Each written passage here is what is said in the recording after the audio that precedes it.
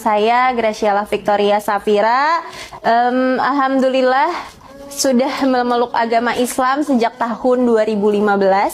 Agama sebelum saya adalah Kristen Protestan, dan awal mulai hidayah itu sebenarnya sesimpel. Pada saat itu saya lagi ke supermarket. Pakai celana pendek, yang dimana ya lumrah aja saya lakuin itu sehari-hari, bukan yang kayak nggak pernah dilakuin gitu ya. Pakai celana pendek seperti biasa. Terus ada banyak orang-orang yang suka catcalling, kan kalau kita kadang pakai celana pendek tuh orang-orang suka catcalling gitu ya. Catcalling tuh yang suka panggil-panggil cewek gitu. Dan itu tuh banyak dilakukan sama kayak mas-mas di depan supermarket gitu. Saya lagi lewat aja gitu. Gak tahu kenapa hari itu saya ngerasa bahwa aduh gak nyaman banget digituin gitu. Saya ngerasa kayak gitu. Padahal bukan pertama kali juga digituin sama orang-orang, karena kan itu udah jadi hal yang lumrah ya di sini. Terus sampai akhirnya gak tahu kenapa yang terbesit pertama kali di kepala saya adalah kayaknya pengen pakai jilbab aja deh. Kayak orang kalau pakai jilbab nggak digituin deh. Saya merasa gitu waktu itu. Terus tapi saya nggak ada niat buat masuk Islam waktu itu. Saya pengen pakai jilbab aja. Nggak ada niat mau masuk Islam. Pengen pakai jilbab aja awal mulanya. Terus akhirnya saya di situ saya udah mulai ngerasa, aduh kayaknya kalau di Islam tuh wanita dimuliakan banget ya gitu, ditutup aurat, harus menutup aurat kayak gitu. Saya dengar salah satu perumpamaan kayak kalau kamu makan permen, emang kamu makan permennya yang dibungkus apa yang dibuka gitu. Pasti mau yang dibungkus kan. Permen yang dibuka tuh kan dikerubungin sama semut kayak gitu. Di situ awal mulanya saya kenal sama agama Islam.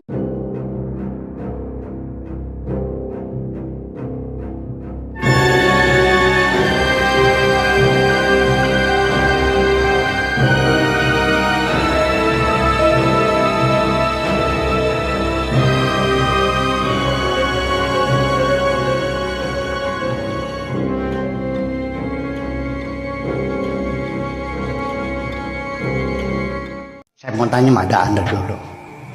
Anda yakin Tuhanmu memperbolehkan manusia dijual? Al-Qurannya ada kok. Boleh nggak beli cewek di pasar?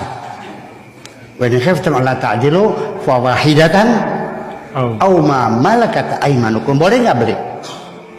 Enggak. Jadi anak perempuan kita dikawinkan umur 5 tahun dikawinkan, sah nggak? Menurut hukum Islam sah nggak? Sah. Betul, Tuhan mau mengizinkan anak 5 tahun dikawinkan. Jujur aja nih. Hak cerai suami di mulut suami, kapan saja bilang anti talik, sah jadi cerainya. Siapa yang membela si perempuan? Perempuan manusia bukan sih? Jadi Anda merasa nyaman ketika anak kecil dikawinkan. Anda merasa nyaman anak perempuan bisa dipaksa. Anda merasa nyaman hak cerai di mulut laki-laki. Anda merasa nyaman istri sakit tidak wajib diberi nafkah. Kalau perlu saya bawa kitabnya, Madzhabul Arwah, bab nafkah. Jadi kalau istrinya sakit, suami tidak wajib kasih nafkah karena barangnya tidak bisa dipakai. Mau diterapkan hukum begini? Mau diterapkan? Perbudakan boleh. Lalu mau ditetapkan, umirtu an uqatilan nas hatta yaqulu la ilaha illallah. Aku diperintahkan kata Nabi untuk memerangi manusia sampai mereka mengatakan la ilaha illallah. Masih bisa dipakai hukum ini menyerbu negara orang lain tanpa alasan. Ini persoalannya.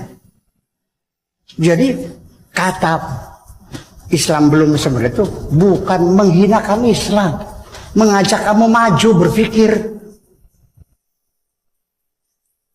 Karena mereka meyakini sudah sempurna, maka semua isi kandungan keputusan hukum-hukum agama yang berlaku berjalan sampai 1400 sampai sekarang itu sudah sempurna. Tidak boleh dibatalkan, tidak boleh direvisi, tidak disempurnakan, dan tidak boleh diganti. Tetap berlaku sepanjang zaman. Karena mereka meyakini Islam sudah sempurna, maka perbudakan adalah boleh. Ketika Arab Saudi melarang perbudakan, mereka demo. Kenapa melarang perbudakan? Padahal Allah tidak melarang perbudakan. Saya mau tanya pada Anda itu. Anda yakin Tuhanmu memperbolehkan manusia dijual? Al-Qurannya ada apa? Boleh nggak beli cewek di pasar? Wa in khiftum alla ta'dilu fa wahidatan aw ma malakat aymanukum. Boleh nggak beli? Sudah sempurna, ya berarti boleh. Negara bagaimana? Sudah sempurna.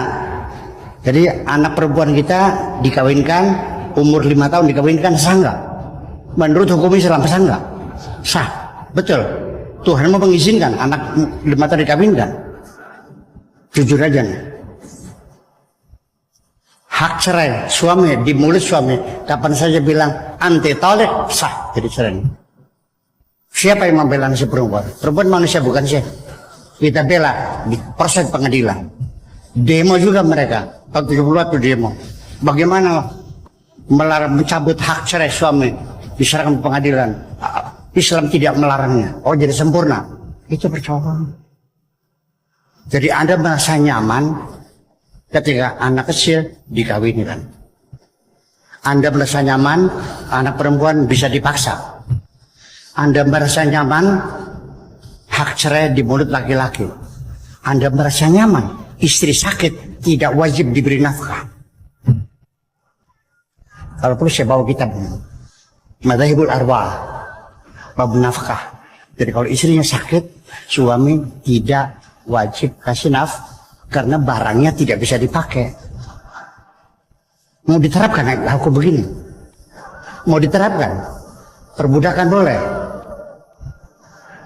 Lalu mau diterapkan, umirtu an uqatilan nas hatta yaqulu la ilaha illallah. Aku diperintahkan kata Nabi untuk memerangi manusia sampai mereka mengatakan la ilaha illallah. Masih bisa dipakai hukum ini menyerbu negara orang lain tanpa alasan. Ini persoalannya. Ini persoalannya. Jadi kata Islam belum sempurna itu bukan menghinakan Islam, mengajak kamu maju berpikir. Sampai sekarang saya masih berargumentasi. Kenapa saya langsung bicarakan Islam belum sempurna? Karena ini passwordnya kalau Islam ingin maju. Sebabnya Islam terus mundur dan mundur dan mundur sampai sekarang titik nadir di alam dunia. Ya, bangsa yang paling bodoh, paling perang saudara, paling tidak jujur, ya kan, paling melarat dan sebagainya. Umat Islam ini, ya, mereka merasa bangga. Mereka tidak merasa bahwa umat Islam lagi dihukum oleh Allah. Masih mengatakan kami bangsa yang terbaik. Lu ngomong lagi dihukum kamu nih. Bikin silet aja nggak bisa. Betul nggak? Ya iya, kuntum khairu ummatin ukhrijat linnas. Nah itu. Jadi artinya bahwa makanya saya langsung Islam belum sempurna supaya mereka sadar